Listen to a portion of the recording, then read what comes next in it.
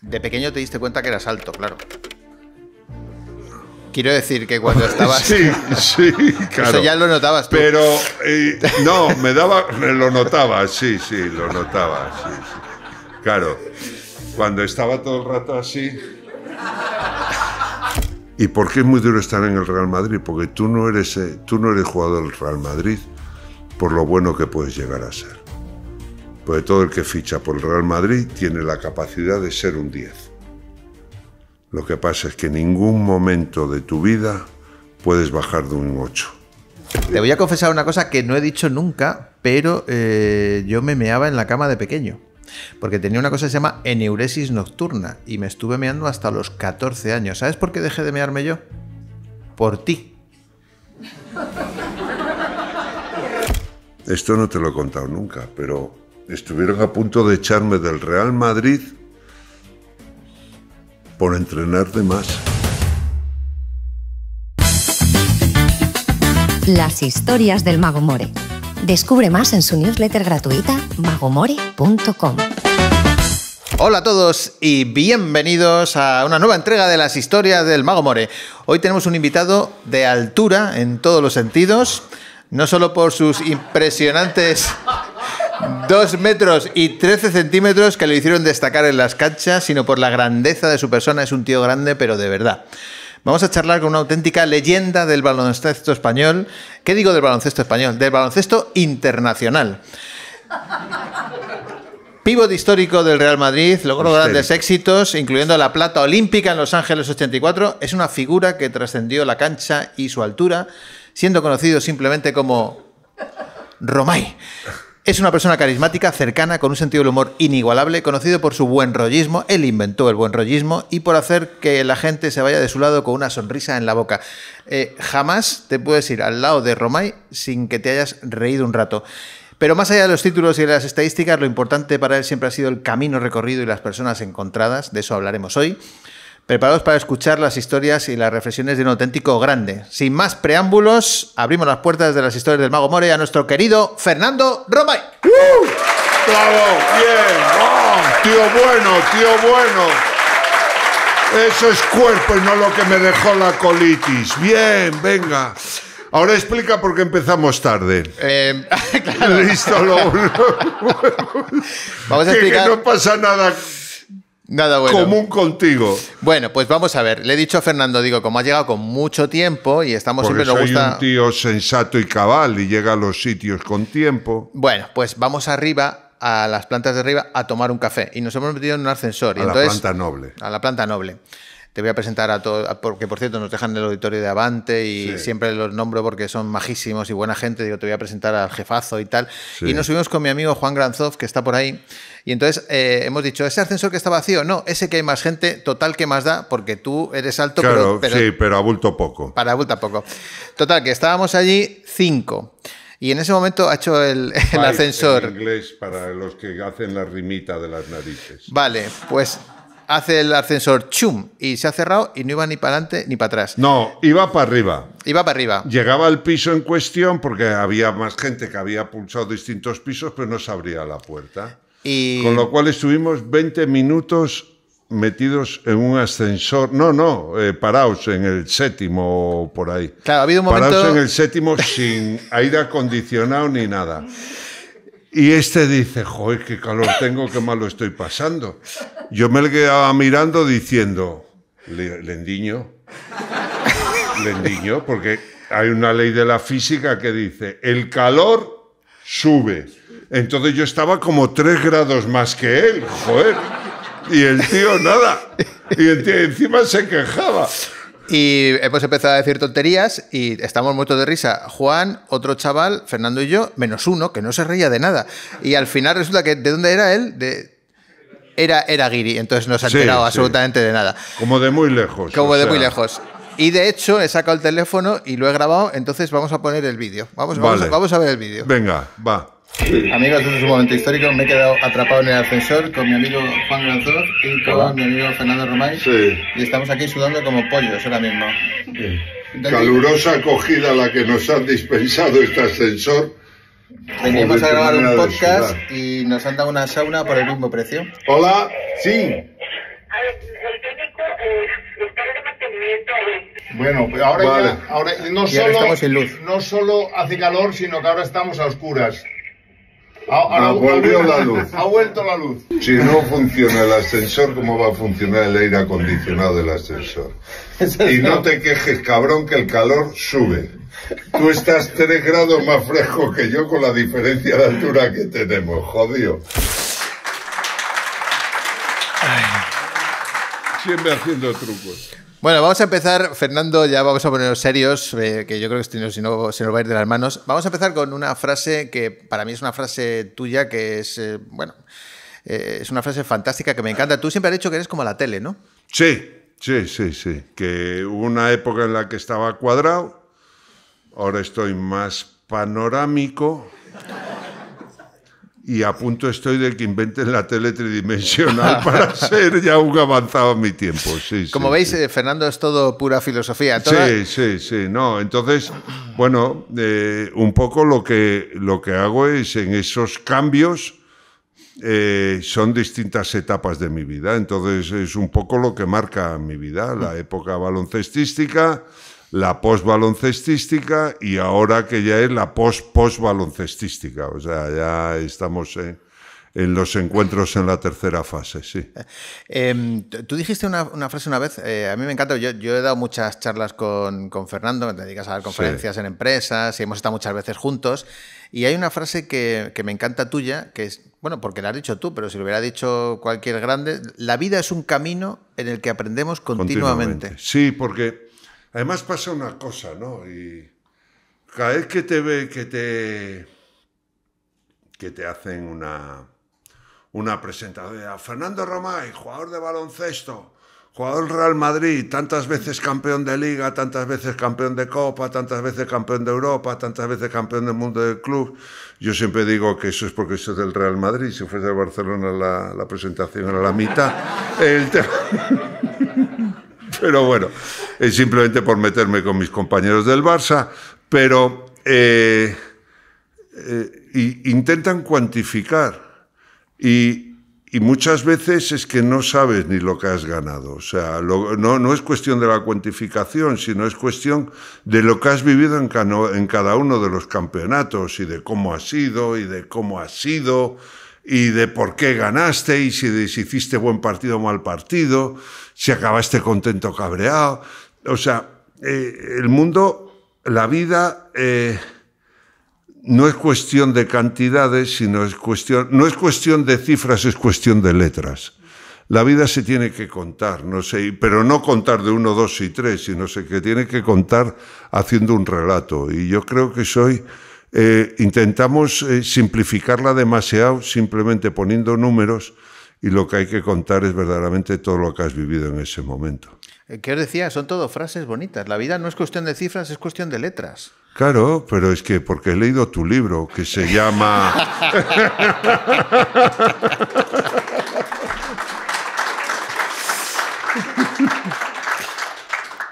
Vamos a hablar de... A ver. Que sí, que ya lo sé. Lo estoy cagando. No me lo pongas tan abajo. Que no. Parece un helado de algo. Ahí. Venga, va. Bien. Tú naciste con 6,5 kilos de peso. Sí, yo nací, bueno, lo mío fue 48 horas de parto de mi madre y nació un bebecito hermoso. Si te fijas, tengo este carrillo como mucho más flácido de que este.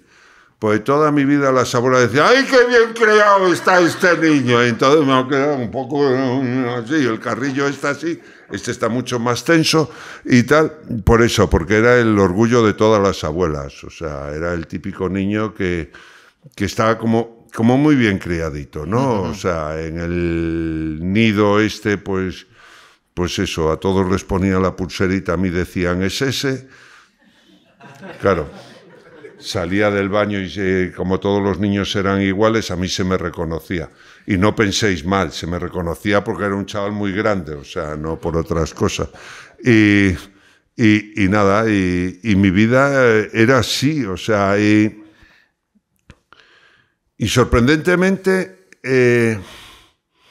Siendo distinto, claro que lo pasaba mal en algunos momentos porque eras objeto de las burlas y de las mofas, porque todo aquello que es distinto a los demás parece que es cuestión de como de ridiculizarlo, ¿no? Y entonces a mí, pues eso, como no, además no creces, tenemos la mala costumbre de no crecer acompasados. Claro, te lo estoy explicando porque como tú no lo has hecho, lo de crecer, te voy contando cómo va el tema. O sea, entonces hay una época en que te crece mucho, un año de repente te crece la cabeza, ¿no?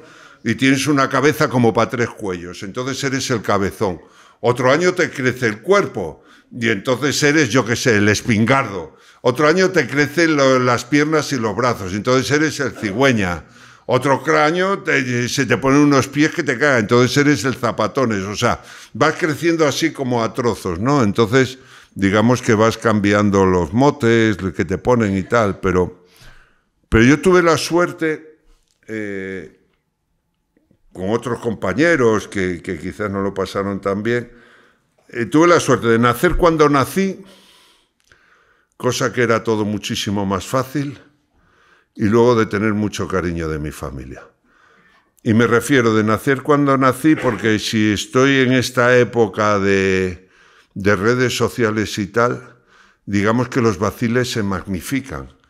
Y una vez que salta de tu entorno y eres el mote en cuestión para millones de personas, como que te afecta muchísimo más. En mi época, pues era un círculo de la clase, en el momento en que había uno que se pasaba, le dabas con la mano abierta, que le pitaban los 2 oídos y ya estaba, ¿no? Y se acabó y te quedabas como Dios y ya estaba. Entonces se solucionó así. Y luego lo que sí tuve la suerte, y eso es que de tener una familia en la cual yo llegaba y como que todo se dulcificaba, ¿no? Era como un búnker afectivo que hacía que lo de fuera se olvidase un poco, cosa que también es importante, ¿no? Y qué importante el papel de la familia cuando tú de repente, porque claro, tú de pequeño te diste cuenta que eras alto, claro. Quiero decir que cuando estabas... Sí, claro. Eso ya lo notabas tú. Pero, no, me lo notaba, sí, lo notaba, sí. Claro, cuando estaba todo el rato así... Es como cuando entramos por ahí por la puerta, claro que me doy cuenta de que soy alto, porque me recuerda mucho a cuando era pequeño, voy así contigo, a ver si lo piso donde estará y tal. No, pero el tema es, claro que lo sabía, pero lo que no sabía era por qué era alto. Y entonces luego me di cuenta de por qué era alto. Me di cuenta de que era alto, ¿por qué? Porque tenía que jugar a baloncesto. Y entonces se unió un objetivo a esa cualidad o a esa diferencia que tenía. ¿Quién te ficha? O sea, ¿quién en La Coruña te dice de repente, oye, ¿por qué no juegas al baloncesto? ¿Tú ya jugabas antes? Un chaval que llegó a mi colegio y me dijo, ¿tú eres alto? Y yo dije, tú un espabilado, joder. Siempre, ya sabes, creando buen rollo, ¿no? Donde haya y tal. Y dice, no, ¿por qué no juegas a baloncesto? Y efectivamente, me puse a jugar a baloncesto en el Bosco de La Coruña y al poco tiempo me llamaron diciendo, ¿es verdad que eres alto? Y digo, joder, dale, tío. Pues sí, soy alto. No, es que soy el entrenador del Real Madrid de juveniles, Tomás González y tal. Y me gustaría que vinieses a hacer una prueba. ¿Con qué edad? ¿Con 14? 14 años, sí. Claro, estamos hablando de qué año, más o menos. 74. Claro, que no había internet, que no hay nada, no hay nada. Irte de La Coruña a Madrid es desaparecer por completo. No había móviles, no había... No. Yo vine a hacer la prueba con mi padre, hice la prueba, probablemente la peor prueba que hizo nadie en su vida, en toda la historia del Real Madrid, porque yo no había jugado ni un minuto de un partido con un equipo, nada. O sea, yo no había hecho la presentación de un partido, ni había nada. Mi primer minuto de juego fue con Real Madrid. Miento. Mi primer minuto de juego fue con el Colegio de la Sagrada Familia, porque había un partido antes que el Real Madrid. Y el siguiente partido ya fue con el Real Madrid. Yo no había jugado ni un minuto, entonces me pusieron a jugar con los mejores de España allí y tal. y claro, ni la solía. O sea, yo creo que fui 3 metros para un lado y 3 metros para otro. Antes de dar 3 pasos ya estaban de vuelta. O sea, era como... Si toda la circulación va para allá, hay un coche que va para allá. Entonces, cuando viene para acá, hay otro coche que va para allá. Yo iba a contradirección todo el rato, ¿no? Me hubiesen metido multas. Pues eso, pues... Y entonces, ahí me dieron un poco la clave de algo que marcó mucho en mi vida, que me lo dijo el propio Tomás. O sea... Empezó a hablar con los entrenadores del primer equipo, se tiene que quedar.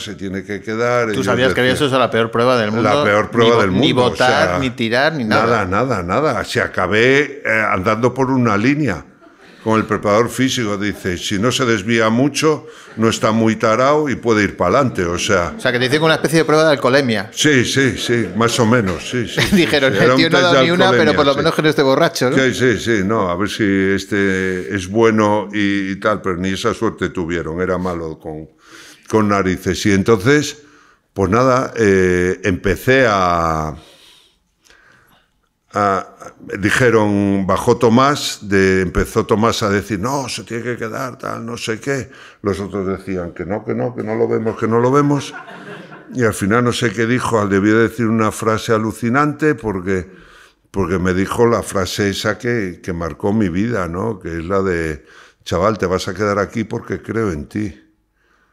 Y es una frase que sigue imperando, de esos lemas que de repente haces tuyo, que oyes una frase de alguien que te la dice a ti y le haces como tu lema de vida, el creo en ti.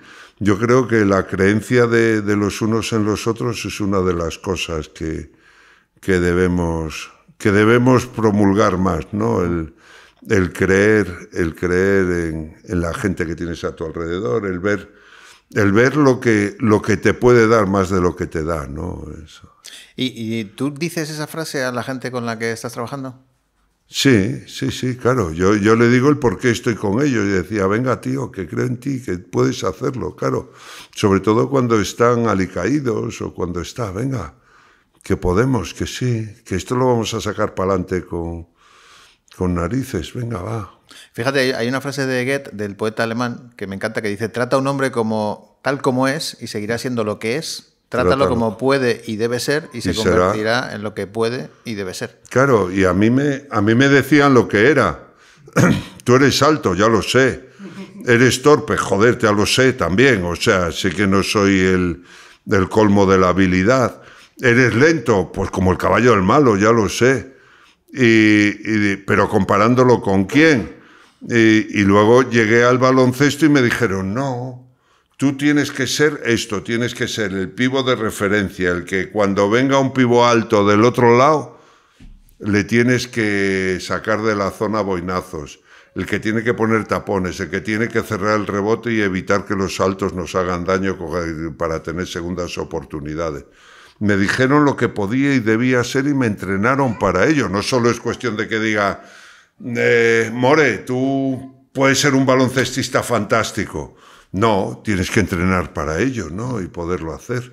Y tú desde ese momento te dibujaron lo que iba a ser tu futuro, o sea que... Claro, sí, ¿no? Fíjate cómo... Sobre todo, y entonces, sorprendentemente, la frase del creo en ti sonaba en mi cabeza muchísimas veces. Había momentos en que incluso sonando en mi cabeza esa frase, pues te vienes abajo, ¿no? Un chaval de 14 años de repente deja la familia, se viene aquí.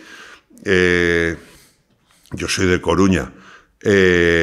No había venido nunca a Madrid, entonces de repente te meten en una pensión de estudiantes en Andrés Mellado, en la ciudad universitaria, y no tienes tu familia, no tienes a nadie.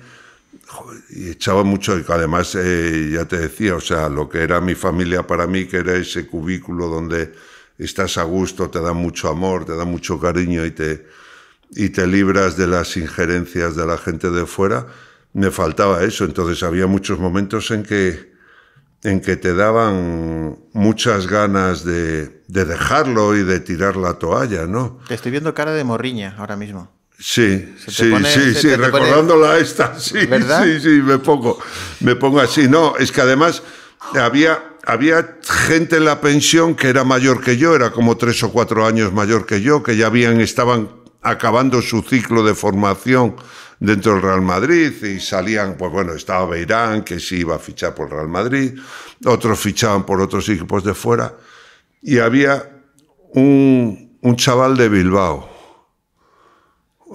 José Antonio Choya Elorza se llamaba, un tío como de 1,98 que era como un solomillo. Lo pusieses como lo pusieses, abultaba lo mismo. O sea, era así de alto, era así de profundo y era así de ancho. O sea, era como un dado. O sea, era fuerte como nada, con unas manos. Y entonces un día me dijo, así que me veía mal, como morriñoso, como tal, echando de menos a casa, como con ganas de dejarlo, me dijo, chaval, de todos los que estamos aquí, el que más posibilidades tienes de triunfar en el baloncesto y llegar al primer equipo eres tú, por encima de Beirán, que ya está con el primer equipo. Así que aprovecha la oportunidad o te doy una hostia que haces noche en el aire. Oye, y que pillé la filosofía, o sea, de verdad, tú has dicho la frase de Goethe, a lo mejor en ese momento me costaba pillarla, ¿no? Pero que esto lo pillé, pero así.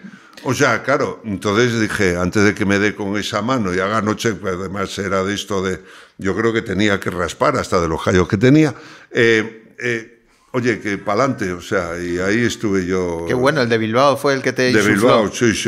Es esa frase que te marca y que sigues.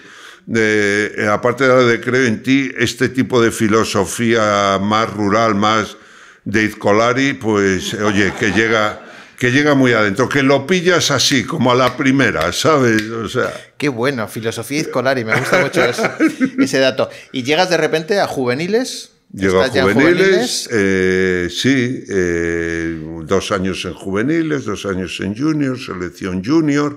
En la selección junior tuve una crisis de fe importante. ¿Por Sí. qué? ¿Qué pasó?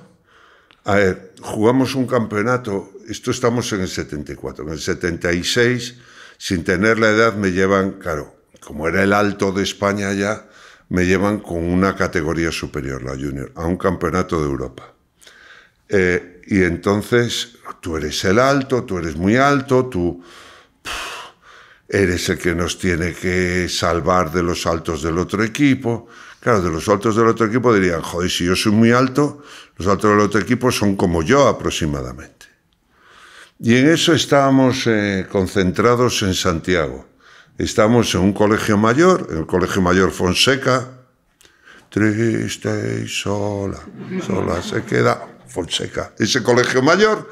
Y de repente hay unos golpes en la puerta de la habitación que yo creo que iban a tirar la puerta. Digo yo, me cago en su madre, en la hora de la siesta. Ya están tocando los huevos, tal, no sé qué. Y cuando abro, veo una cosa naranja, así de un naranja como tus gafas, pero como así, o sea, como un cine. La pantalla de un cine era eso. Y era Tachenko, que venía de jugar los Juegos Olímpicos de Montreal, venía a jugar el campeonato junior en Santiago y sabía comprar una camisa naranja del mismo color que tus gafas. O sea, imagínate un tío de 2,22 con esa camisa. Y con la cara que tenía Tachenko. Y con la cara que tenía Tachenko, el bigotón ese que te daba un beso en la mejilla y te cepillaba el traje. Pues eso. Y que venía a preguntar por el médico y el masajista de la selección porque tenía problemas y quería tratarse. Tenía muy buen rollo con todos y tal, indudablemente, pues se le ayudaba. Y entonces yo a partir de ahí dije, sois unos cabritos. Yo no soy alto. O alto es yo soy una mierda de tío, o sea. Y a partir de ahí empecé a tener mi crisis de fe con mi altura y todo esto, y ya no me fié de mis compañeros nada. Ya, pero luego bueno, eso pasó otra vez, hubo otra que fue más o menos lo mismo, pero esto fue para afuera, ¿no? Y es que yo me caso en una época entre que acaba la liga y jugábamos un mundial en Colombia. Entonces digo, no podemos tener viaje de bodas, yo me voy a Colombia, me tengo que concentrar, me voy a Colombia vete tú con los periodistas y tienes el viaje de bodas a mi mujer, ¿no? Y entonces el primer día que llega a Colombia subimos en el ascensor en el hotel y suben Tachenko 2.22, Velosteni 2.19, yo y mi mujer. Entonces me ve al lado de esos dos y dice, eres una mierda de tío, me has engañado. Evidentemente. Y a partir de entonces perdió la estima y sigue igual, o sea, no te creas, no la he conseguido recuperar en ningún momento, o sea, es horrible en mi vida. Quiero que nos cuentes tus primeras zapatillas, porque eso sí que fue terrible, ¿no? Bueno, tus primeras zapatillas. No, mis primeras zapatillas. Yo llegué al Madrid y es de esto de que, oye, yo llevaba unas zapatillas de baloncesto que habían crecido conmigo. Yo ya debía tener un 50, una cosa así, con 14 añitos. Imaginaros, claro, a mí los zapatos me los hacía un zapatero allí en Coruña, o sea, no había zapatos como hay ahora que te los pueden hacer, ¿no? Y sigue siendo difícil. Y entonces me pone... llegó de Coruña con esas zapatillas que habían crecido conmigo, eran las típicas zapatillas de lona de estas de John Smith o de Keds o de estos, ¿no? Y entonces, digamos que la zapatilla entre que se caía, no tenía refuerzo de atrás, sacaba un poquito de pie de atrás, otro poquito así de un lado, de otro tal, pues el pie más o menos se entra. Decía, tú así no puedes entrenar. Te tenemos que conseguir una zapatilla. Digo, pero no hay de mi número. Dice, tranquilo, estamos en el Real Madrid, aquí tenemos de todo. Digo, pues allá vosotros. Y efectivamente, no había. No había. La máxima que había un 50 y no me valía. Y entonces tuvieron que cortar en las Converse esas del 50 la parte de la gomilla de adelante, sacaba los pies para afuera y así empecé yo. O sea, que ibas con los dedos fuera de la zapatilla. Sí. Iba con los dedos fuera de la zapatilla. Y te consiguieron unas, ¿no? Me consiguieron unas, que también fue increíble porque, claro, a ver, año 74. ¿Cómo mandas la medida de un pie a Estados Unidos? Por internet, claro. Por fax. ¿Por fax? Claro. ¿Qué te hicieron? Como una especie de dibujo del pie? Pero había un problema. Que no entraba en el fax. No entraba en un folio. Hostia. Claro, mi pie es más grande que un folio. Entonces, claro, tenías que poner, a ver, 2 folios, ¿no? Entonces te hacían la silueta del pie, tú supón que es esto, y el folio acababa aquí, entonces aquí decía, aquí acaba un folio y aquí empieza el siguiente, para que ellos lo pusiesen folio sobre la esta y fuese la medida exacta, claro. O sea, que te las hicieron a distancia. Sí. Y cuando vienen, tú ahí con más miedo que... No, yo feliz, o sea, me traen mis zapatillas, ya puedo entrenar con el equipo, pero pasaron 3 meses, esto fue en septiembre y las zapatillas llegaron como diciembre, enero llegaron, sí. ¿Y qué tal la sensación de tener los dedos dentro de la zapatilla? Bien, calentico.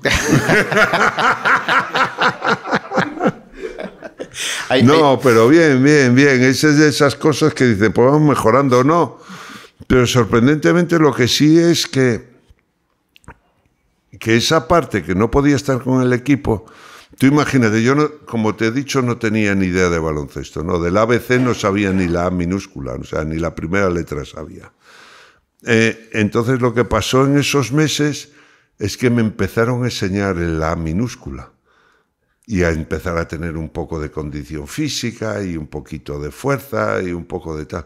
Con lo cual, cuando llegaron las zapatillas, digamos que me puse a incorporar a los entrenamientos de mejor manera que que cuando... Hay una cosa que me encanta tuya, lo hemos hablado muchas veces, ¿no? Esa filosofía que tienes tú de no hay que buscar excusas, ¿no? O sea, no llegan las zapatillas, claro, y mientras pues nada, tanto... pues te pones a trabajar y para adelante. O sea, siempre puedes mejorar en algo, siempre puedes hacer algo. Hay que ir siempre remando, siempre remando. Para atrás, nos decía el sabio de Arteixo, para atrás ni para tomar impulso.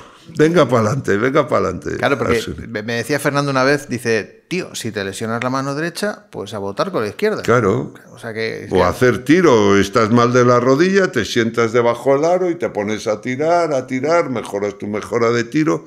Es que entonces era eso, o sea... no dependías tanto de todo lo que tenías a tu alrededor. Mira, voy a contar un cotilleo de alguien que no era yo. O sea... ¿Queréis que lo cuente? Sí. Sí, ¿no? Sí. Somos muy de cotillo, venga. Sí.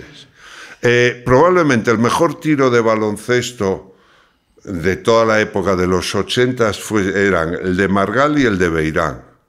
Margal, un jugador del Juventud, tal, con unos entrenadores increíbles, Nolis, tal, no sé qué, que le enseñaron a tirar muy bien y además viene de una familia de baloncestistas. Y Beirán, que vivía conmigo en la pensión. Beirán tenía un ídolo que era Rick Barry, un jugador además que tenía uno de los mejores tiros en suspensión de toda la NBA y luego tiraba los tiros libres a cuchara con 2 manos y tenía un tanto por ciento increíble, Rick Barry. Y entonces, claro, en los años 80, ¿cómo podías copiar el tiro de Rick Barry si no te llegaban partidos del... Claro, no había partidos de la NBA para poder ver.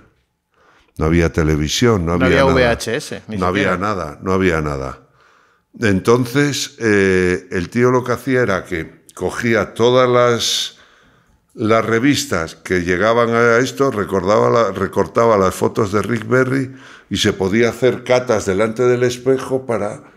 coger la mecánica de tiro como hacía él y con eso consiguió uno de los mejores tiros de toda esa década dentro del baloncesto nacional. O sea, copiaba los frames. Sí, digamos, sí. Salían fotos de él, entonces decía, pues venga, pues cojo el balón y tengo que estar como él. No, este brazo está un poco más abajo, tengo que subirlo un poco más.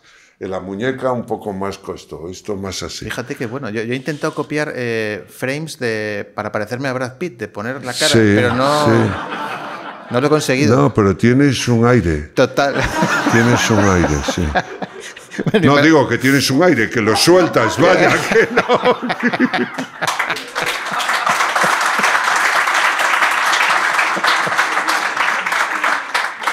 Chiste guarro. Bienvenido al mundo Romay. ¿Alguna vez has pensado que no ibas a dar la talla? Sí. ¿Te refieres en el baloncesto? Quiero decir, porque... O en otros momentos más íntimos. No. Quiero decir, habrás tenido momentos de decir, wow, esos miedos que a todos nos vienen, ¿no? Entiendo. Sí, indudablemente. Ten en cuenta además que, imagínate lo del Creo en Ti, cómo fue que como decía, en el 74 no sabía jugar, en el 76 estaba en la selección junior, siendo juvenil todavía, en el 79 debutó con la selección nacional. ¿Con la absoluta? Con la absoluta. O sea, 5 años. Imagínate la vorágine que fue mi vida desde entonces. O sea, pasas de nada a todo en 5 años. O sea, no te daba tiempo a acostumbrarte a nada. Era una sensación de vértigo auténtica. Tan sumamente... ¿Cómo se dice en fino? Acojonante. Sí, acojonante. Vale. Tan sumamente acojonante como apasionante, o sea, porque estabas viviendo cosas nuevas en cada momento y estabas viviendo situaciones, estabas viviendo, no sé, una evolución que no te permitía ni respirar, o sea, entrenar. Imagínate cómo era, y volvemos otra vez al Creo en Ti, lo del Creo en Ti, esto no te lo he contado nunca, pero estuvieron a punto de echarme del Real Madrid por entrenar de más. A ver, o sea, hacías como huelga la japonesa. Sí, más o menos. Yo tenía el preparador físico del Real Madrid, entonces yo tenía una sesión de preparación física antes de ir al colegio, o sea, a las 7:30 de la mañana me iba al gimnasio Atenas, uno que está por... el mítico Víctor gimnasio de la Serna. Sí, pues me iba allí con Eduardo Pedraza y tenía mi primera sesión de preparación física. Luego, por la tarde, tenía sesión de entrenamiento con el primer equipo, que me da, mientras entrenaba el primer equipo, a mí el segundo entrenador me hacía técnica individual, movimientos, tiros, tal, lo que era un poco el juego de pívot, y luego entrenaba las 2 horas con mi equipo. Pero cuando voy a la selección, me coge Bernardino Lombao. Bernardino Lombao, ¿sabes quién es? No. Bernardino Lombao fue un atleta saltador de longitud, creo que era, y vallas, que fue preparador físico de la selección, de la federación durante muchos años, y luego, seguramente lo conocerás, porque en la boda de la hija de Aznar hay uno que entra haciendo el pino por el patio del Escorial. Ese es Bernardino Lombao, un zumbao importante. Y entonces me dice, chaval, tienes que entrenar más. Yo, si quieres, te cojo al mediodía y entreno contigo. Entonces yo me iba a entrenar con Bernardino Lombao a espaldas del Madrid, porque creía que debía hacerlo, porque era una mejora importante y era coger condición física y era otro tipo de entrenamiento distinto que luego más adelante se vio que era el que se tenía que hacer, ¿no? Un entreno más de atleta, de tal, hacer pesas como es debido, pues con 100 y pico en la espalda, bueno. Y entonces yo me iba a entrenar con él y de repente se enteran el Real Madrid y me dicen, ¿tú estás entrenando con otras personas? Y digo, sí, yo estoy entrenando con Lombao. Dice, pero él no es del Real Madrid. Y digo, pero es entrenador, o sea, y me está mejorando y es de la federación. ¿Qué más da? Es que no puedes hacerlo, no sé qué tal. Un follón y casi se trunca todo, tal. O sea, yo dije, pero joder, si me dices que es que no voy a entrenar y me voy a otro sitio, lo entiendo, pero por entrenar, no, y tal. Entonces, pues bueno. Y eso era lo que hacía yo. Yo entrenaba todo lo que me diesen y más. O sea, 4 sesiones al día, más luego ir al colegio, así estaba. Y en Coruña te veían por la tele, básicamente, los partidos de la selección, porque... Sí, no había nada. No, claro, yo no iba, ya se acabó. O sea, iba a lo mejor una semana, tal. Hubo una que fui, que fue el 20 en el 75, que murió Franco, y nos dieron 3 días de vacaciones. Entonces me cogí un tren y me fui a Coruña y luego me vine a los 3 días, pero apenas tenía posibilidad ya de ir a casa. Sí, sí. Quiero que comentemos probablemente el momento más crítico, no de tu carrera baloncestística, sino de tu vida. Hiciste una actividad de riesgo, poca gente lo sabe, pero lo voy a contar. Estuviste en Mira quién baila. A ver, no. La actividad de riesgo no la hacía yo. La actividad de riesgo era la de la bailarina. Porque tú imagínate una bailarina con tamaño de bailarina que viene a ser como presentadora poco más o menos de un podcast. Y... Estaba poniendo fotos bonitas tuyas, voy a ver si encuentro la peor. Lo sabía. Y entonces, claro, tener que apañar con un tío como yo, que si la pisaba, la mataba, o sea, no había nada. Pero siempre te ha gustado mucho el mundo del show business, ¿no? Porque... Yo me divertí muchísimo y me reía muchísimo. A ver, ¿tú te arrepientes de lo que has hecho? En absoluto. Yo siempre digo que yo soy quien soy por los errores que he cometido.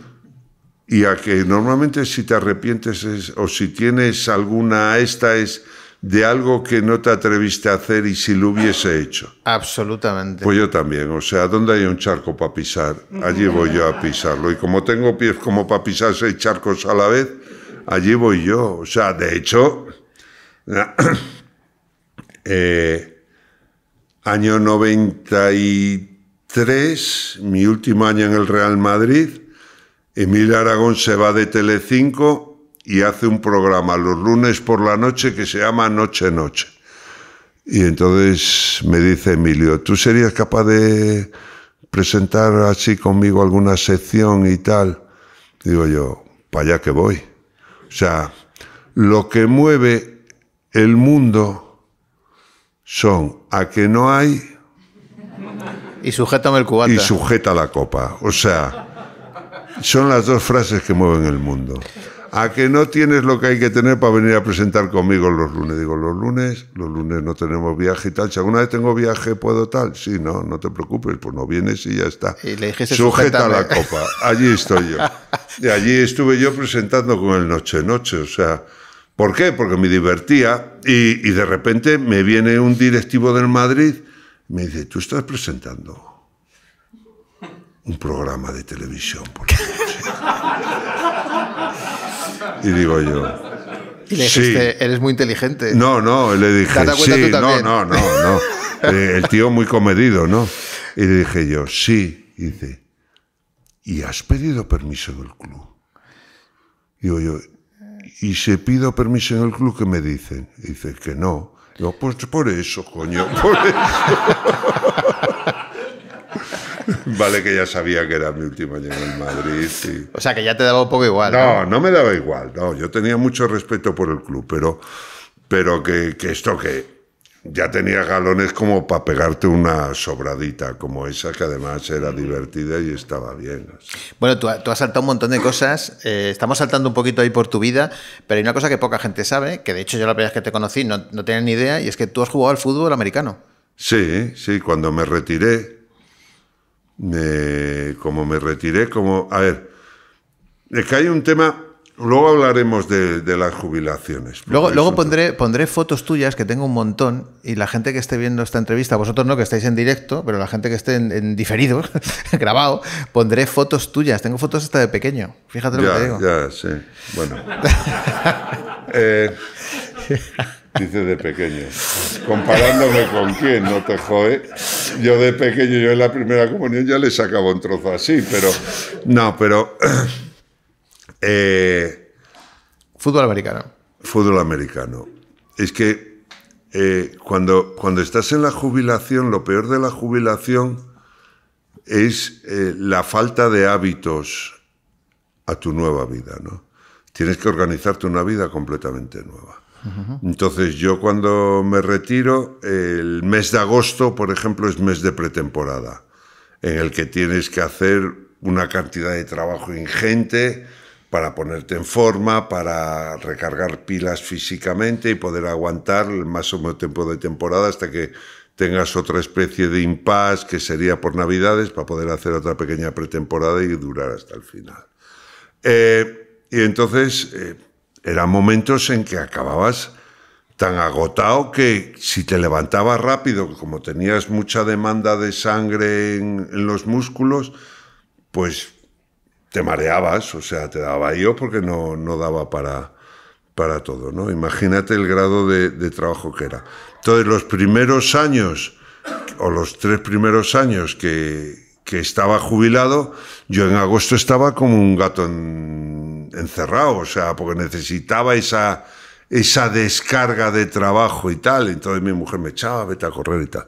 Decía, ¿y por qué no juegas a baloncesto? Digo, no puedo jugar a baloncesto porque he sido profesional. Tú supongo que te metes en una liga del ayuntamiento y de repente juegas muy bien y ganas, eres un abusón. Juegas muy mal y pierdes, eres un gilipuá. Entonces, nunca iba a estar contento, ¿no? Entonces dije, pues hago un deporte completamente distinto. Entonces me gustaba el fútbol americano, y entonces a través de un atleta amigo mío, con lo me han trabado, me dice, pues hay un equipo, ¿por qué no lo hacemos y además lo promocionamos y tal? Y me puse a jugar a fútbol americano con esa gente, sí. ¿Y qué diferencia viste o qué aprendiste con el fútbol americano que no hayas aprendido con el baloncesto? En primer lugar, otro deporte. Mientras en baloncesto eras un profesional remunerado, que te daban todo hecho, en fútbol americano eres un amateur, que te lo pagabas todo y que tenías que hacértelo tú todo, ¿no? Y era completamente distinto. Es ese otro deporte. Yo creo que hay un deporte de alto nivel y hay un deporte de alta dedicación. Que tal como es el jugador de fútbol americano, pues puede ser, no sé, un karateca que esté en un gimnasio, puede ser los corredores de maratón o de triatlón que se preparan para hacer un Ironman. O sea, llevan casi el mismo ritmo de vida que un atleta y encima tienen que currar, ¿no? Pues eso, ese deporte de alta dedicación yo creo que es una cosa que luego lo aprendí también, pues eso, con el Mira quién baila, pues eso, los bailarines que estaban allí eran tíos, hombres y mujeres que son atletas además al final. Sí, ¿no? Que están haciendo un deporte, pero además que se tienen que pagar y que para mejorar tiene que contratar, ir el 15 días de vacaciones, irse a Alemania con el campeón del mundo de no sé qué, para aprender a bailar y para hacer los pasos y para mejorar y tal. O sea, es deporte de alta dedicación. Y ese otro deporte es maravilloso también. Y hay que elogiar muchísimo a la gente que lo practica. Y eso te llevó a ser, porque tú siempre has sido una persona muy agradecida, ¿no? Has valorado mucho lo que te ha dado la vida.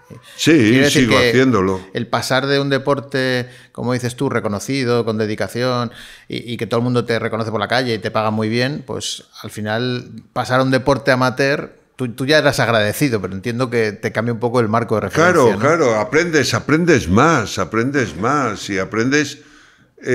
hay una cosa que yo creo que se tiene que entrenar y es el poder de apasionarte. Entonces, eso, hacer deporte, preparar algo, preparar una prueba, estar en un equipo, dedicarte a hacer X cosas, el poner pasión en cosas, incluso muchas veces lúdicas, te permiten luego también poner pasión en las cosas importantes de tu vida, que también es importante, ¿no? Vamos a hablar de la época... Joder, estoy muy serio, tío. No. Es que me gusta mucho porque dices cosas muy, muy chulas, me encanta. Ya. Dices cosas profundas. Porque he leído tu libro, insisto. Pero hay varios tips que yo quiero repasar contigo, varios consejos que te los he escuchado y me encantan. Por ejemplo, una cosa que dices es, estamos aquí por lo que han hecho los anteriores. Poca gente valora, ¿verdad? Claro. Vamos, tú hablas del Real Madrid, pero en general yo creo que es un consejo que nos podemos dar todos, ¿no? Si estamos aquí, del Real Madrid o de la selección o de todo. La vida en general, ¿no? La vida en general, o sea, tú estás en los sitios porque hubo gente que antes empezó a hacer cosas antes que tú y que te enseñó esos valores y que tú has recogido el fruto de esa gente y simplemente lo que tienes que hacer es ser lo suficientemente honesto con ellos para elevarlo más y ponerlo donde debe estar, ¿no? Fíjate, por ejemplo, todo lo que se vivió de la selección española con Gasol y compañía, en realidad todo eso era la semilla que vosotros habéis plantado. Que a su vez nosotros veníamos de los que consiguieron la medalla de plata en el 73, que a su vez vinieron de atrás de los emilianos, sevillanos... y todo esto, que a su vez vinieron de otros que estaban atrás, ¿no? Todo, es que nada sale por generación espontánea. Sale por trabajo de mucha gente y que de repente uno, tienes la suerte, la habilidad o el ingenio o el genio de poder pegar un paso más adelante y eres más reconocido, pero simplemente eso. Hay otra frase que me fascina tuya, que tú la hablas del Real Madrid, pero que en realidad también es aplicable a todo, que es: no eres tú es el Real Madrid. Sí, Cuéntanos sí. este concepto, yo que soy del Atleti, porque creo que también se puede aplicar a cualquier equipo y a cualquier departamento, a cualquier empresa. Yo creo que se puede aplicar a cualquier persona, o sea, y es que no eres tú lo que representas, tienes que tener un orgullo. Una vez que estás en el sitio, es que ser jugador del Real Madrid no es que te fiche el Real Madrid. Ser jugador del Real Madrid verdaderamente es ser algo en el Real Madrid. Y es muy duro estar en un equipo como el Real Madrid. Hablo del Real Madrid porque es lo que yo conozco, pero seguramente en otros equipos sea. ¿Y por qué es muy duro estar en el Real Madrid? Porque tú no eres jugador del Real Madrid por lo bueno que puedes llegar a ser. Porque todo el que ficha por el Real Madrid tiene la capacidad de ser un 10. Lo que pasa es que en ningún momento de tu vida puedes bajar de un 8. Y cuando el límite te lo ponen por debajo, vas con el culo prieto que te cagas. Esto además me lo dijeron, yo cuando dejo el Real Madrid voy a jugar a Ferrol, al lugar de Ferrol. Yo dejo el Real Madrid, yo he tenido la suerte que baloncestísticamente he cumplido las etapas que quería cumplir. Y me explico. Yo cuando vengo al Real Madrid, sale el equipo del lugar de Ferrol, y entonces Juan Fernández, su presidente, que es un tipo entrañable, increíble, me dice, en algún momento tienes que venir a jugar aquí. Y dije, no te preocupes que yo vengo a jugar aquí. Cuando dejo el Real Madrid voy a esto. Después había otro presidente increíble que era José Luis Rubio que dice, y en el CAI tienes que jugar también. Digo, si me da tiempo, voy también al CAI. Tuve la suerte de jugar en los dos equipos y ya me retiré. Y entonces el llegar al lugar de Ferrol, y había una época en la que estabas, claro, tú jugabas otra liga, no jugabas por ser primero, sino jugabas por estar lo mejor posible, pero sobre todo por no bajar. Y entonces había momentos de la liga que veías que... Hay momentos cuando estás jugando una liga de todo un año que sabes que se va a romper la liga.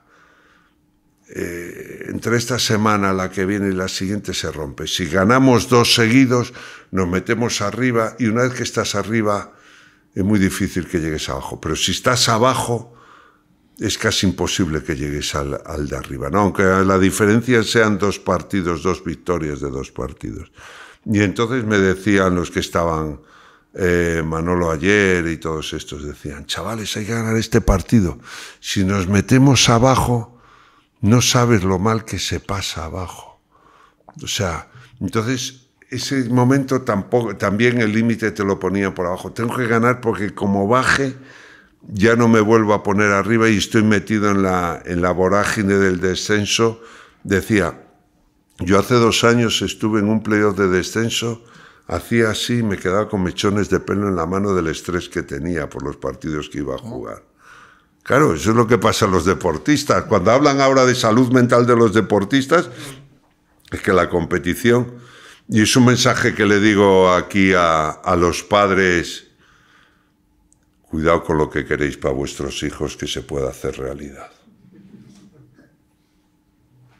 Y es verdad, o sea, quiero que mi hijo sea deportista, cuidado que se pueda hacer realidad y puedes estar ahí haciendo esto, ¿no? Sí, porque tú estás con la Federación de Baloncesto. Sí. Y estás viendo un poco todos esos chavales nuevos. Sí, que quieren llegar y la ilusión que ponen en llegar y tal, y lo que cuesta llegar, Sí, que luego llegas y encima puede llegar a ser peor si no es capaz de manejar la situación. Claro, tienes que manejar. Uf.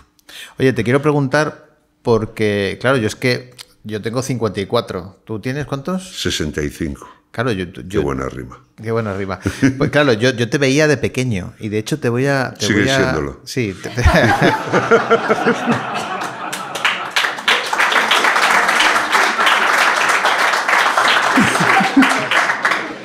¿Sabes qué pasa? Que cuando entrevistas a Romain tienes que estar muy pendiente porque cada frase puede llevar a una puya de Romain. No, a que no es una puya, no es una una puya. Realidad, no es puya.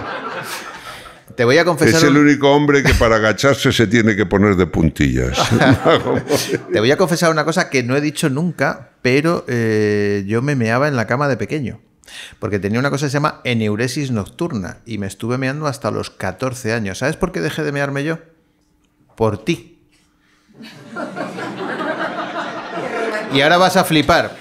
Dirás, ¿por qué? Porque yo, digamos que es como que no controlar los esfínteres, ahora ya se cura muy fácil, pero en su época pues yo no lo sabía y yo me levantaba meado todos los días. Entonces yo me quedé en las Olimpiadas de Los Ángeles, me quedaba a ver los partidos de la selección española. Sí. ¿Qué pasó? Que digamos que yo me quedaba, y como me quedaba, pues me quedaba despierto, iba al baño y cuando me despertaba el día siguiente, ostras, no me he meado. Y esto pasó durante toda la etapa. Gracias a Dios llegasteis a la final. Si no hubiera llegado a la final, probablemente seguiría meándome a fecha de hoy, ¿vale? Y entonces yo tengo que agradecerte que dejé de mearme en la cama gracias a esa medalla de plata. Y yo quiero que nos... Es un dato, Romay. No me llames Romay, llámame Dodotis. Pero no, yo quiero pues que me parece cojonudo, ¿ves? Ya vale de algo. Esa medalla de plata vale de algo. Es lo que hacíamos. O sea, esa medalla de plata, la verdad es que significó mucho. O sea, ¿sabes cuándo me di cuenta de que hicimos algo nosotros? Ya lo he contado alguna vez, pero es maravilloso. O sea, porque tú juegas y tal, y estás allí jugando y estás metido en la Villa Olímpica y es como un círculo cerrado allí que estás y lo estás disfrutando y gozando y tal. A mí hubo dos momentos importantes. O sea, yo es que nació mi hijo el día que nos concentramos para ir al preolímpico. Nació mi hijo a las 4:30, a las 7 estaba concentrado. Y cuando volví a casa, pues ya era el como segunda semana de agosto, el 8, sí, que ya había 9, hecho la comunión, básicamente, y ¿no? ya casi había hecho la comunión, sí. Y entonces me he perdido esa parte. Entonces poder llegar y poner además mi hijo, mi primer hijo, poderle poner la medalla y decir, no he estado sin ti, pero mira, vale la pena, moló mucho. Y otra cosa que moló mucho fue cuando fui a La Coruña. Claro, fui con mi hijo para ver a mis padres, y de repente en un parque al lado de La Coruña, los bancos siempre habían sido porterías. Claro, lo que hacíamos de pequeños. Claro. Pues uno puso el banco de pie y en el reposabrazos tiraba un balón y metía. Y cuando dije, si alguien es capaz de poner un banco de pie simplemente para tirar a una canasta, hemos hecho algo bueno, hemos hecho algo increíble. Y son esas cosas, por eso no hay que cuantificar lo que hablábamos, por eso hay cosas que sí te llenan, de verdad, o sea, y no solo personales, sino muchas veces la chorrada de ver a un chaval después de un campeonato tuyo que es capaz de poner un banco bien y que deja de ser portería y empieza a ser canasta. Qué bueno. O sea, que puso el banco patas arriba, como claro, un atracador. Sí, muy sí, bien, sí. me gusta esa metáfora. Está guay. Me la acabo de inventar, pero bueno. No, pero sé que fue así. Pero fíjate, claro, estamos hablando de probablemente, no sé, yo creo que era el mejor equipo que han mandado nunca en la historia a Estados Unidos, porque eran todos universitarios, de repente sí, mandan a Michael Jordan, a Larry Bird, estamos hablando de dos jugadores están entre los 50 mejores de la historia de la historia. NBA, sí, como es Michael Jordan, que seguramente sea el mejor, y Patrick Ewing. Después hay otros 2 o 3 que pueden estar entre los 80 mejores de la NBA. O sea. Y hay una cosa que vosotros no sabéis, y quizá alguno de los que estéis aquí sí lo sabéis, pero este señor que tenéis aquí delante le puso un tapón a Michael Jordan. Lo voy a repetir porque no habéis aplaudido. Este señor que tenemos aquí delante le puso un tapón a mismísimo Michael Jordan. A lo cual yo lo repito siempre, de la frase Romay le puso un tapón a Michael Jordan, lo único verdaderamente importante es Michael Jordan. Porque el resto puse muchos tapones, pero claro, ¿tú sabes la historia de ese tapón? No. Tú sabes que nadie sabía que yo le había puesto un tapón a Michael Jordan. Y de repente se retira Michael Jordan, la primera vez que se retira por la muerte de su padre, porque lo habían secuestrado y lo habían matado. Y se retira Michael Jordan y Y entonces un periodista empieza a ver el partido y dice, hombre, Romay le puso un tapón a Michael Jordan y nadie más le puso un tapón a Michael Jordan.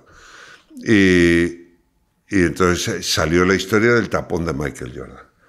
Pero tanto es así que yo estaba trabajando con José Antonio Avellán en la COPE y Pau va a Memphis.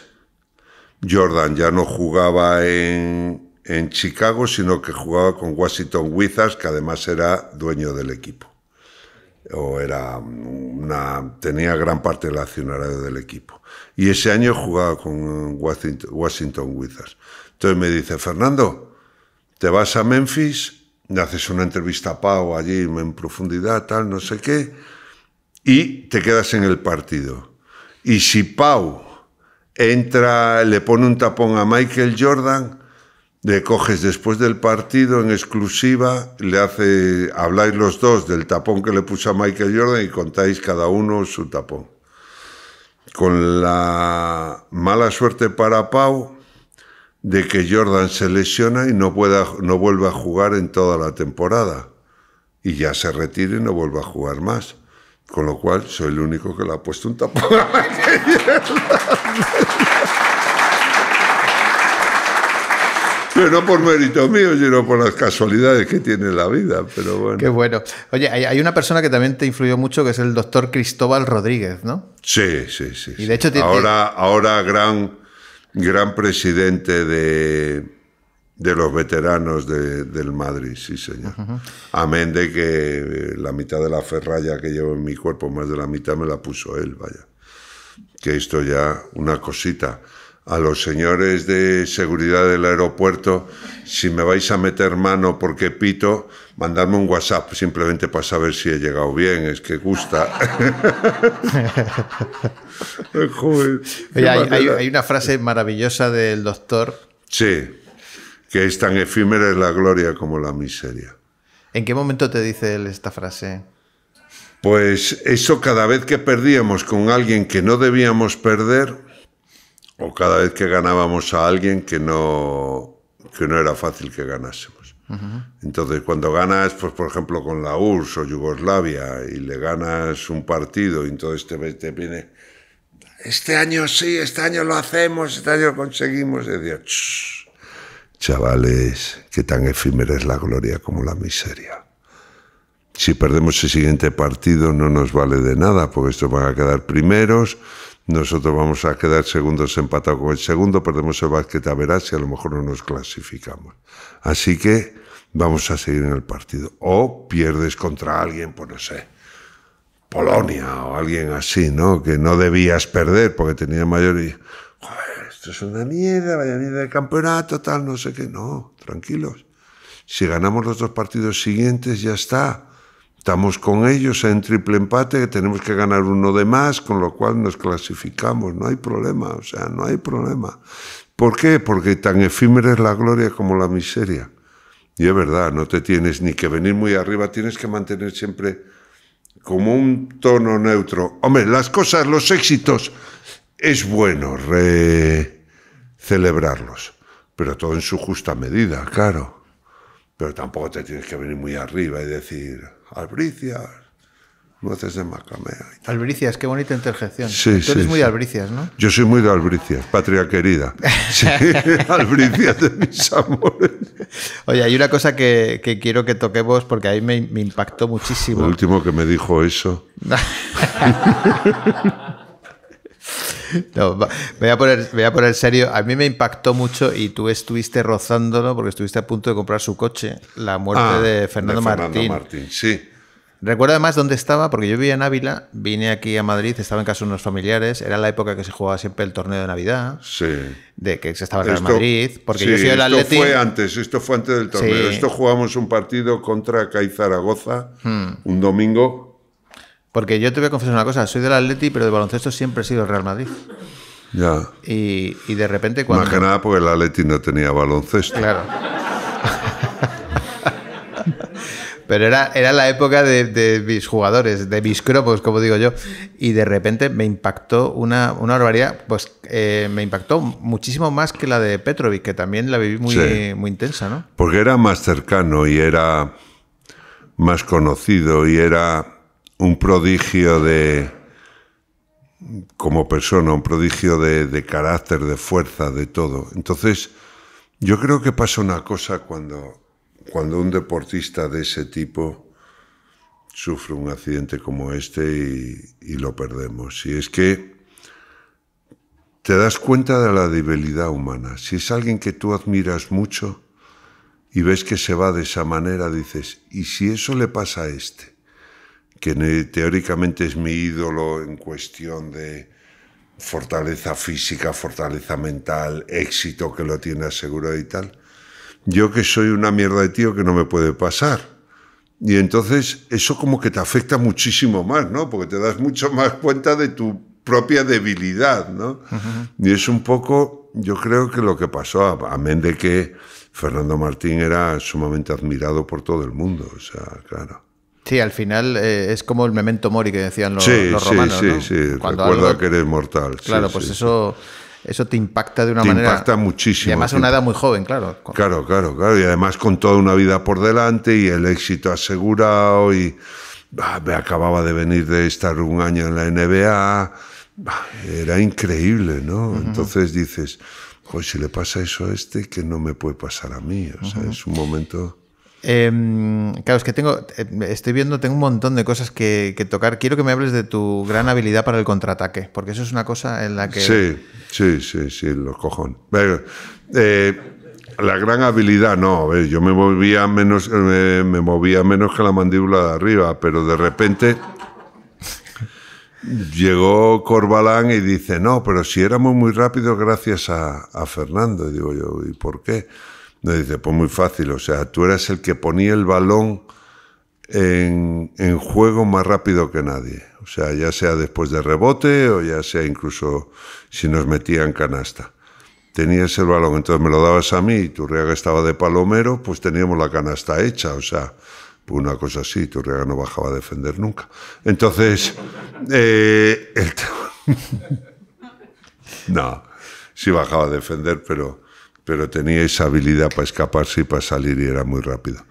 Y entonces dabas el pase largo y ya estaba la canasta hecha. O sea, con lo cual, pues eso, hay muchísimas veces que no tienes que ser tú el que corra, sino tienes que hacer que surtir a los que corren verdaderamente de las cosas, los que verdaderamente están preparados para eso, surtirles de balones para que sea más fácil que metan canasta, ¿no? Es un poco una filosofía de equipo importante, o sea, no siempre tienes que tener tú el protagonismo, sino que hay momentos que el protagonismo lo puede tener otra persona y tú dar un pasito para atrás porque es lo que te toca hacer. Bueno, al final díselo a Vinicius. A ver, espera, que lo ha dicho muy bajito, no se ha entendido. Díselo a Vinicius, a ver. O sea, ¿por qué has metido a Vinicius en este fregado? Cuéntame. No, porque me parece que ¿defiende poco? No que defiende poco, sino que no tienes que tener el protagonismo siempre. Hay partidos que no te toca y no te toca. ¿En ese sentido eres más de Mbappé? ¿O más de Lamine Yamal? Cuéntanos. Esto igual estoy metiendo el dedo donde no debo. No. Yo sí, quitando la camiseta que llevan, yo admiro a los jugadores y tal. Otra cosa está en que cuando juegan con esa camiseta me pueden gustar o no. Pero evidentemente lo que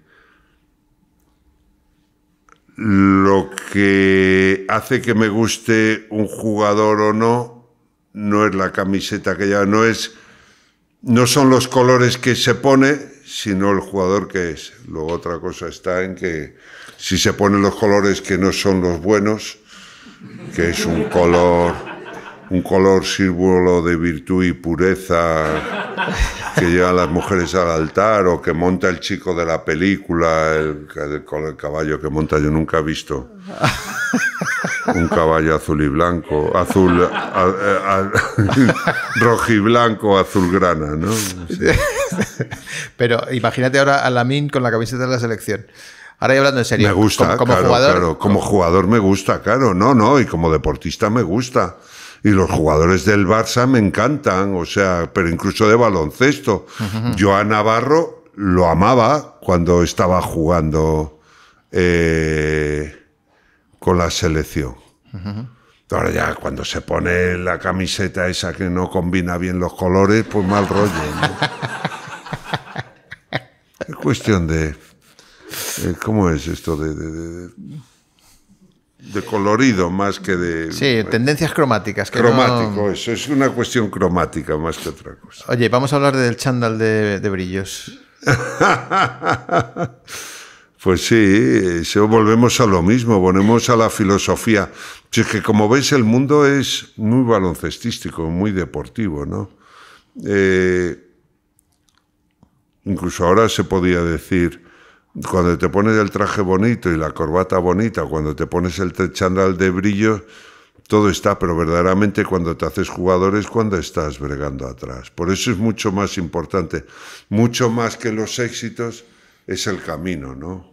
Tienes que, si estás contento con tu camino, los éxitos simplemente te ayudan a refrendarlo, pero no... por eso tienes que estar trabajando y bregando y haciendo cosas y mejorando y sintiéndote... Mira, yo hay una cosa que, ya que hablaste de mi trabajo en la federación, cuando estoy con los chavales o cuando estoy en el campus de Díaz Miguel o cuando estamos así, yo a los chavales siempre les hago la pregunta, una pregunta garrafón, una pregunta trampa, ¿no? ¿Quién quiere ser el mejor? Y muchos levantan la mano, yo. Incluso si aquí lo pregunto, ¿quién quiere ser el mejor? Algunos levantan, ahora no porque ya están todos sobreavisto, pero si ser el mejor es muy fácil. Igual alguno dice, sujétame el cubata. Sujétame el cubata que le voy a dejar bien a este. No, pero es muy fácil ser el mejor, rebaja tus expectativas. O sea, no tienes por qué ser... Eso hizo mi mujer cuando se casó conmigo. Sí. Sí, pero por eso es ya es verdad, al final la vida es una cuestión de expectativas. O sea que... Ya, pero si verdaderamente, claro, pero tú ¿qué es lo que tienes que ser? Ser mejor. Mira, y pongo un ejemplo, Pau Gasol.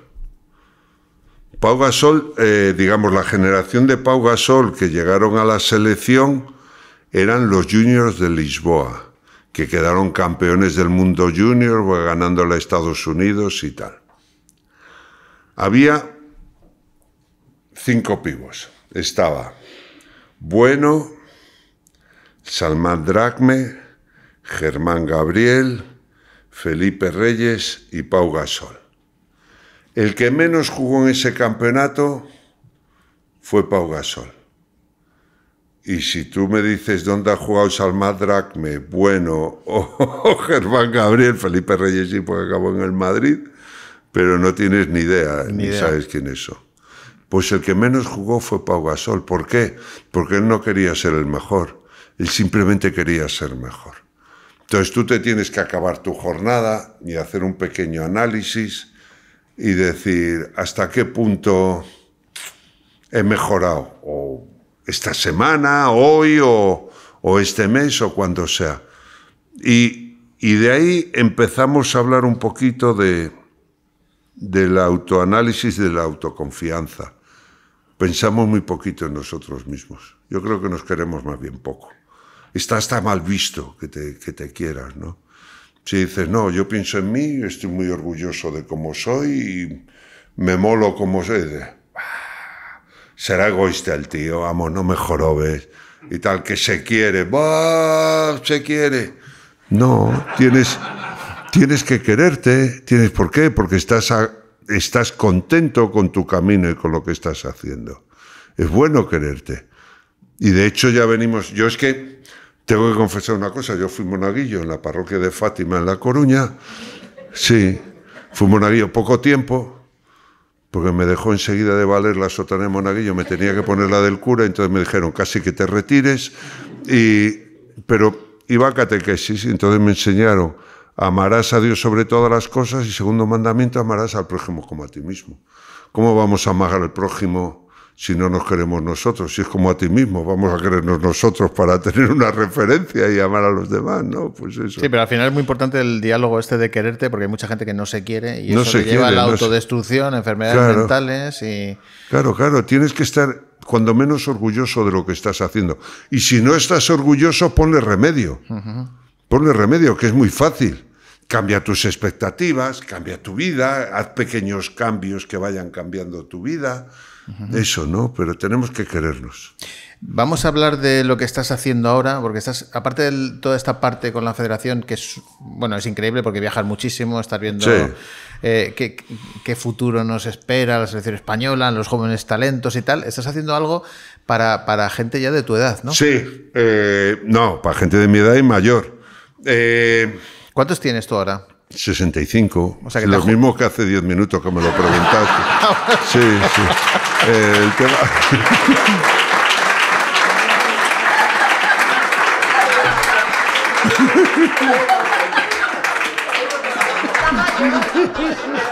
Estoy mayor. Estoy muy mayor. Porque... No te pongas rojo.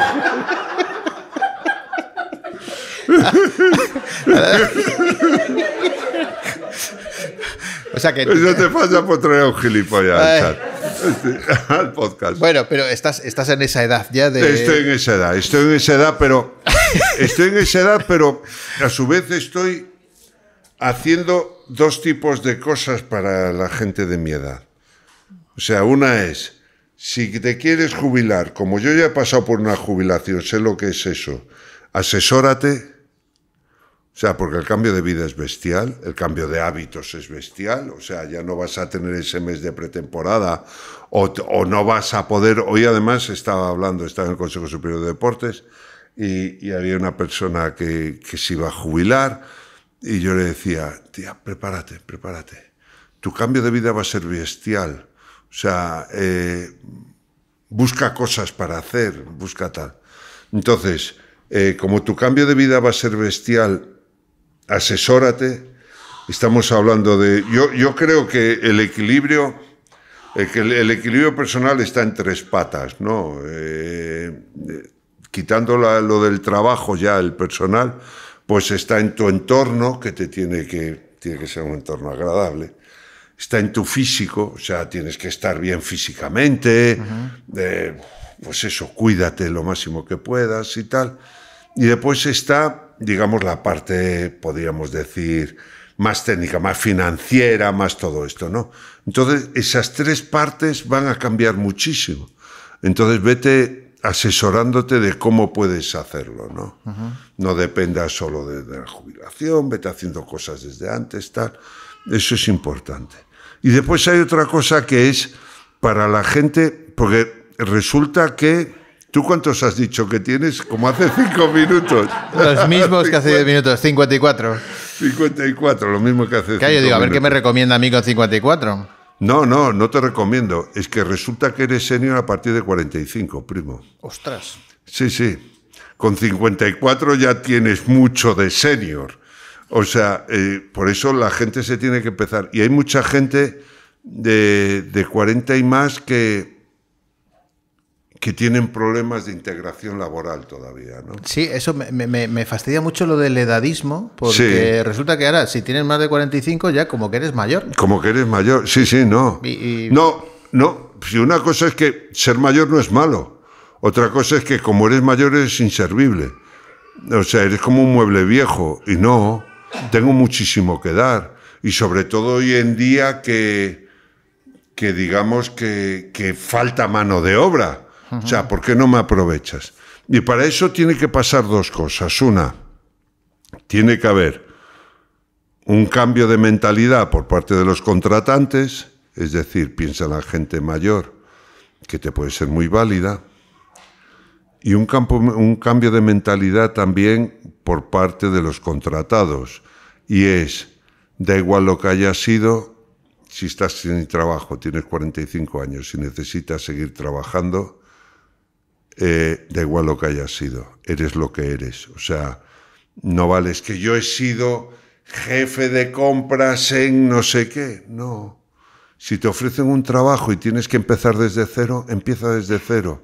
Es como si hubieras ganado todo con el Real Madrid y con la selección, y de repente te pones a jugar al fútbol americano. Claro, o te pones a jugar en el Oar de Ferrol. O sea, puede que no vayas a ganar la liga, pero por lo menos no bajes. Juega la liga que te toca en ese momento. Entonces es lo que tienes que hacer. Entonces ese cambio de mentalidad es lo que hay que hacer. Y también estamos hablando con eso, con un periódico digital que dirige Onega, que se llama 65 y más, y las cámaras de comercio de España. Estamos haciendo ahí cositas. Qué bueno. O sea, que estás un poco como asesorando a toda esta gente. Sí, yo les doy, claro, como yo me he jubilado a los 37, pues yo les digo lo que se siente como cuando te has jubilado. O sea, lo que va a pasar. Y entonces, pues eso, pues si quieres seguir siendo útil, cambia tu esto. Yo no empecé a trabajar en el departamento de marketing de Puma cuando empecé diciendo, no, yo es que soy campeón de Europa y soy campeón del mundo de baloncesto. Me decía, esto es como el concejal de Cuenca, o sea, ¿te sabes lo del concejal de Cuenca? Sí. Esto es una mierda, dice, y en Cuenca. Pues esto es esto, no, lo que has hecho no Esto vale es lo que yo para decía del chándal de brillos, que no he dicho la frase. La frase es que la vida no es todo chándal de brillos, sino que te tienes que poner de vez en cuando el chándal de algodón. No, que cuando te haces verdaderamente válido es cuando estás con el chándal de algodón, que es cuando estás entrenando. Chándal de brillo es el partido, es donde vas a demostrar todo lo que has conseguido, digamos, en esa etapa más oscura, que es cuando estás entrenando tú con tu equipo y no hay ni público, ni tantas luces, ni nada. Estamos llegando al final. Es que, claro, yo me quedaría hablando contigo horas y horas y horas, porque ¿os habéis dado cuenta de lo que yo os decía? Sí, para lo que has pagado, tío, ya va pasando el tiempo. Fernando, que te tengo que dar las gracias una y mil veces por lo buena persona que eres, por lo grande que eres, por ese compartir conocimiento. Ahora estás dando un montón de charlas en empresas, compartiendo toda esa filosofía, y no puedo estar más que agradecido. Y te voy a decir una última frase para terminar, porque creo que te la mereces. Yo creo en ti, Fernando. Un aplauso, por favor, para... No tengo más palabras para esto.